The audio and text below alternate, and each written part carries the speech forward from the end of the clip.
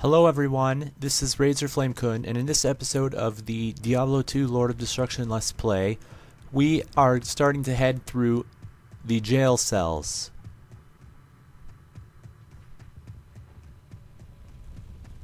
Now, wow, okay, I thought that the audio settings were set really low for some reason, but they weren't. This is part of the failed recording. I decided to keep this in the LP because even though it is part of a failed recording, I still wanted to keep continuity with my levels. With my LP. So I decided to go ahead and keep going on and keep this in. As you can see there, I picked up an Eagle Orb, which actually turned out to be pretty decent and had a +3 to a fairly decent sorceress skill, which is why I kept it instead of keeping it off. I also picked up that damaged zombie head, which actually also turned out to have a lot of good necromancer only in skill enchantments on it. And as I said in the previous episodes, you will you'll start to not like these floors coming up because they are notoriously long and complicated to get through. One of the enemies you're going to start fighting in this area is called a wraith, which you just saw. What they do is whenever they attack you, they actually deal damage to your magicka as well as your health. So they're really not a good idea to keep around because of that fact. Another thing that you'll find very often are bookshelves in the jail cells, because the prisoners needed to have things to read. You know, they couldn't just be sitting here without stuff to read, right? Because that would be pretty bad. I also got really lucky here by getting both a ring and an amulet very close together, and I did end up by using 2 identify scrolls on both of them, but they both turn out to be pretty much crap. So yeah, another example of when things turn out to be crap. I also picked up that potion, that minor healing potion, because I was running out of healing potions in that area right there. Another thing that you'll notice is that I've been finding quite a lot of gems, and I have no idea why I'm finding so many gems, but oh well. Good for me, bad for them, I guess. As you can see, there are, as I said already, there's a lot of these wraiths that you're gonna have to fight. Another good thing about this area is that it's good to explore entire floors of this area because you can get really good experience this way. I actually the other reason why I kept this failed recording in as an episode in the LP is because of the fact that I actually gained a level in this area, or in this failed recording, so I wanted to keep that in as well. As you can see, we also start finding a bunch of damaged equipment. My advice to you is to not pick it up because it does not sell for anything, for very much in stores, so just don't bother picking them up. As you can see, that actually took quite a long detour out of our way just to find a dead end, so expect that a lot of that in these next floors. This episode only turned out to be 16 minutes long. However, the original, when I was recording this, actually looked like it was going to actually turn out to be around 30 minutes long, and that I decided to keep that because it had really good skill and sorcerer skill enchantments on it, which is what you want to look for when you pick up those items, specifically those items. So there's a little lull in the action here, and I'm going to sort of explain how I plan on laying out up to Andariel. What I plan on doing is I know for a fact that in this episode I get down to the jail level 3 before my recording fails, and then in the next episode it takes me about the same amount of time, but I get all the way to the inner cloister, and I get much farther in that 16-minute episode than I do in this one. Then that would be episode 20. This is episode 19. In episode 21, I plan on going through most of the catacombs and stopping just short of the boss fight with Andariel, which I wanted to keep in a separate video all by itself, because I'm telling you right now, expect them to take a long time to kill. The major boss fights. Also expect them to give really good loot.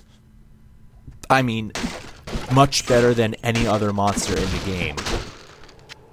Another thing that you'll probably see me doing before I actually fight Andariel is farming experience, because I want to be at least between level 16 and level 18 before I fight Andariel. Preferably level 18. Anyways, I picked up that Superior Fang helmet, but since it was ethereal, I decided to toss it. You also noticed me fighting those champion enemies back a few rooms back, and you saw me pick up a good amount of potions and stuff from them. So that's what you get from that. That's what you can also get when going through this area. Right here, I think I was just identifying that, which turned out to be crap. And I ended up having to backtrack all the way back to the rightish side of the area, because that actually turned out, the stupid stairs to the next level actually turned out to be directly next to the stairs that I came down in. They turned out to be like right south of the stairs, which really ticked me off a little bit. I was a little ticked off about that. I don't know why I go in here, though. Think I was just trolling for more items in there, but I do end up going south here, and it ends up being the right way. Another enemy you start finding in this area is called a gargoyle trap, which you can find right there. They shoot these giant fireballs at you, which deal damage to you. You want to make sure that you kill them fairly quickly, because it can deal quite a bit of damage to you. Anyways, I head through this door, and I actually find the down to jail level 2.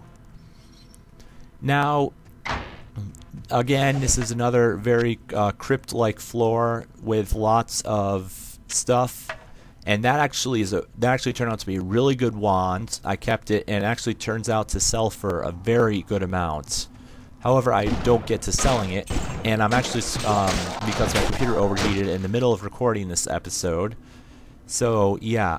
Another thing that I want to let you know is that my post-commentary, this isn't post-commentary by the way, and that my post-commentary skills are not very good.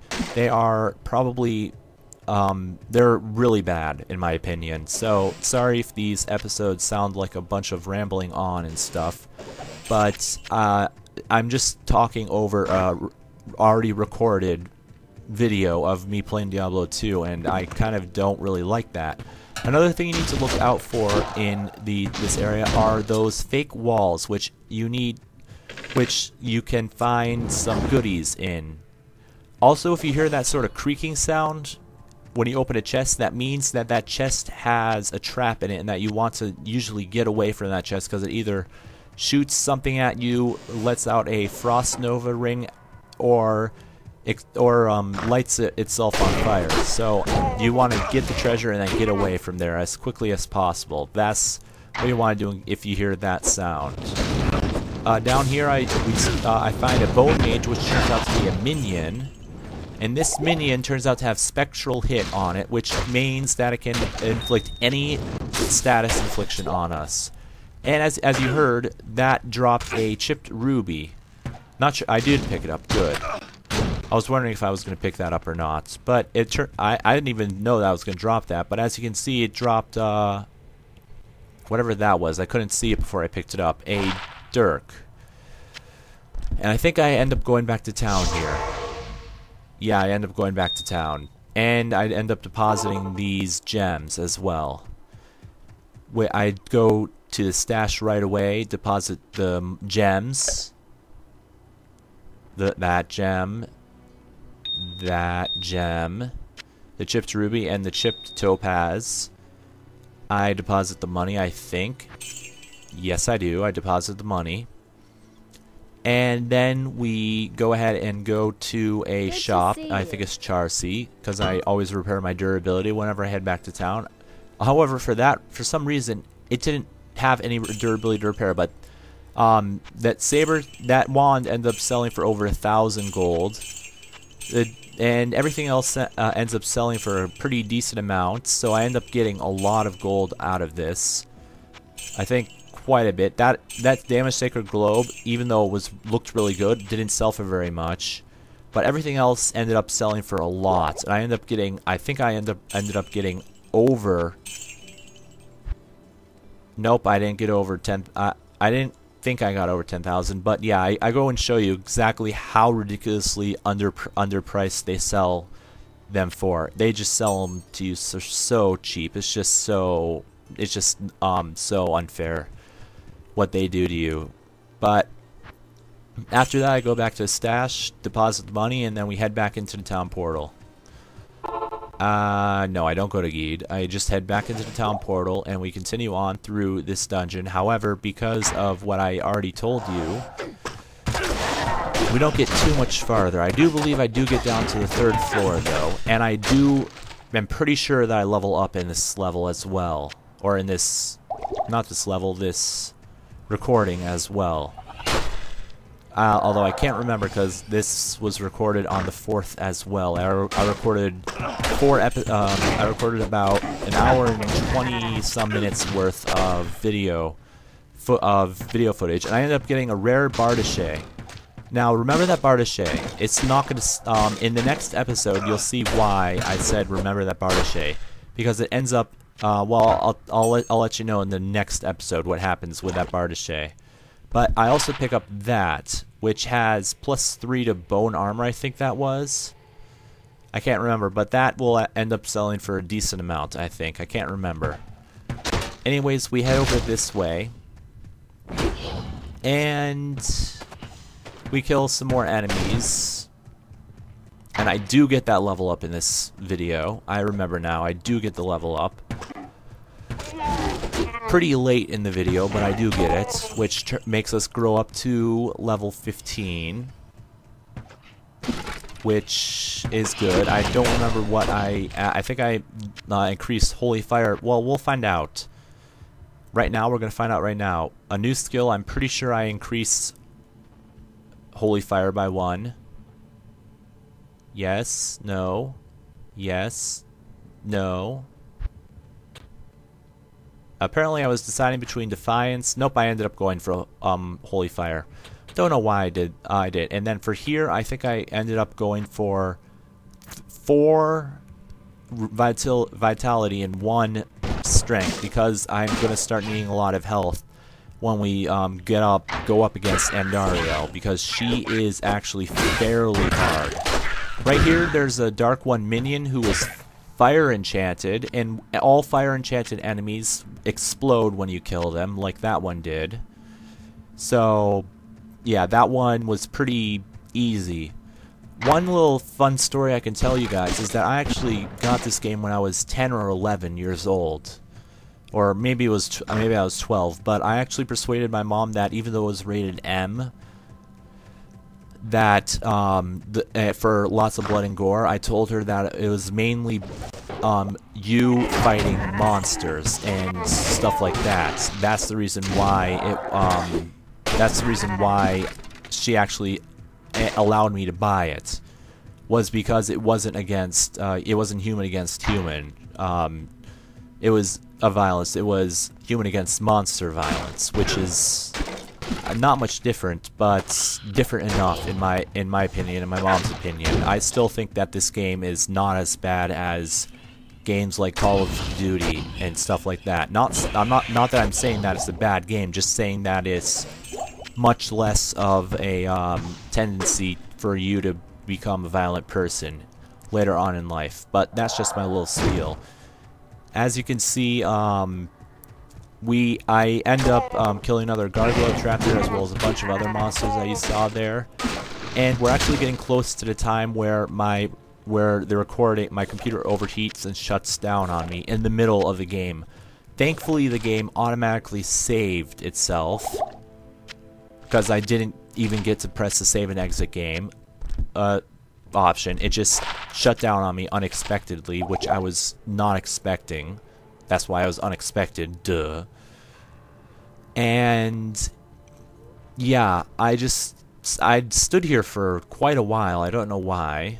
I think I was explaining something here, or I was getting interrupted. Can't remember, but I end up stopping the recording about a minute from now.